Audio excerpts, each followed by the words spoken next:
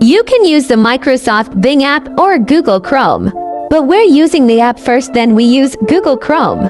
Watch the video till the end. Open the app.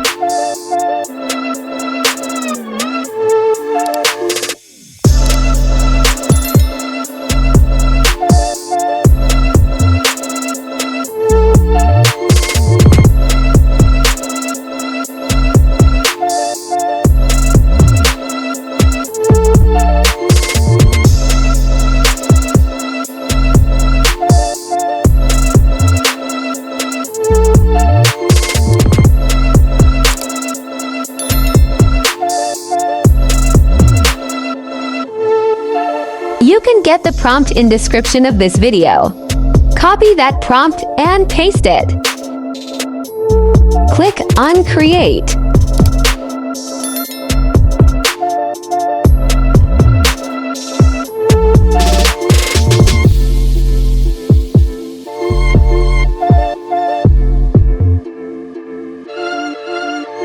Click the three dots and download.